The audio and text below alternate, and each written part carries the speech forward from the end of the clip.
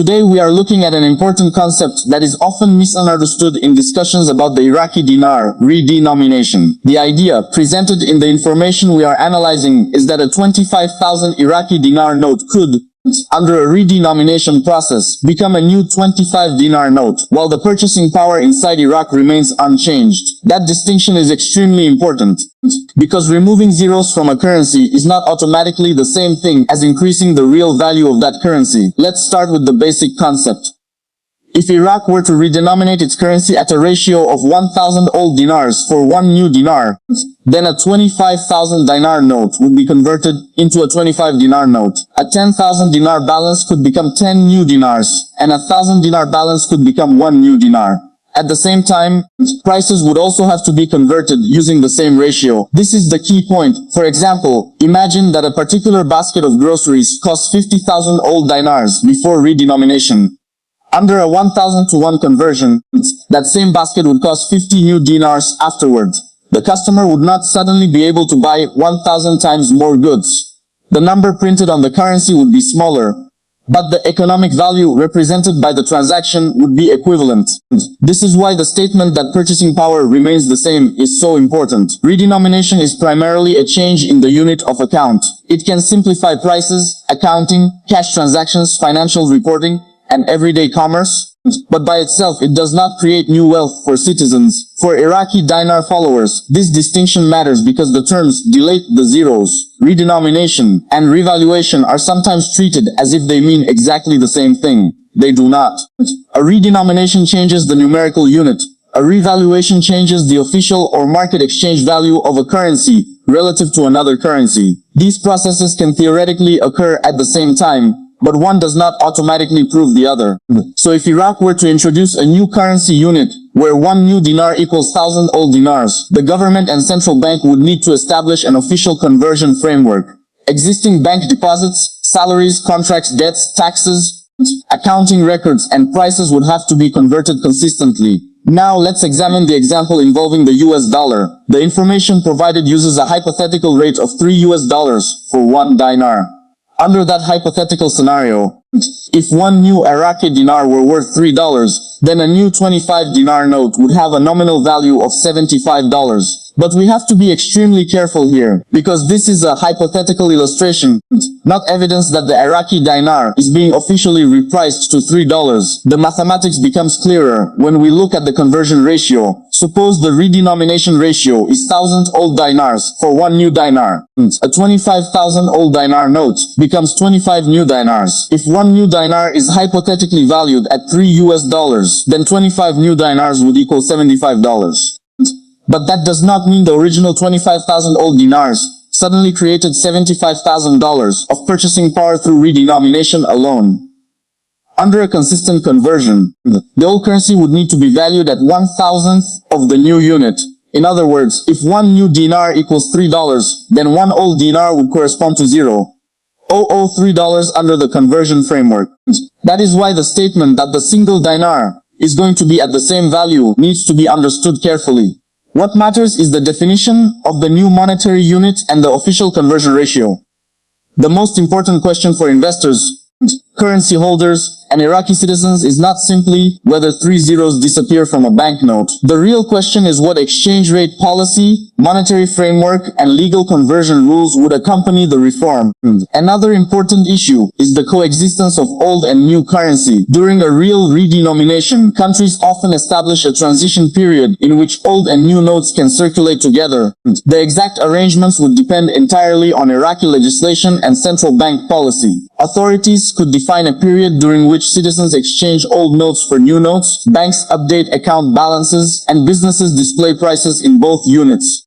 For example, a shop might temporarily show a product as 50,000 old dinars and 50 new dinars. That dual display could help citizens understand that the numerical change does not represent a sudden 1,000-fold increase in their purchasing power. This would also be important for preventing confusion and reducing the possibility of price manipulation. If businesses converted salaries and prices incorrectly, consumers could lose purchasing power, even though the official redenomination itself was supposed to be neutral. That is why successful implementation would require extensive preparation across the banking system. Government agencies, businesses, financial institutions, and payment networks. In the short term, a redenomination could create significant logistical challenges. Banks would need to update software, ATMs would need to recognize new denominations, accounting systems would need to be converted, and contracts would need clear legal treatment. Businesses would have to update price displays, invoices, receipts, and financial records. For ordinary citizens, education would be particularly important. People would need to understand that seeing a much smaller number on a banknote does not necessarily mean their wealth has increased or decreased. The purchasing power depends on the relationship between income, prices, and the exchange rate. There could also be psychological effects. A currency with fewer zeros can be easier to use and easier for consumers to understand. It can simplify everyday transactions and make financial statements more manageable.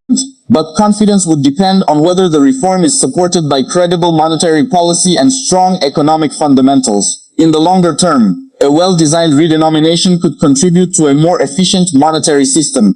It could make accounting easier, reduce the number of digits used in transactions, simplify cash handling, and potentially support broader modernization of the payment system. However, redenomination cannot substitute for economic reform. If inflation remains high, removing zeros from banknotes does not solve the underlying problem. If fiscal pressures remain significant, a new currency unit does not automatically solve government budget challenges.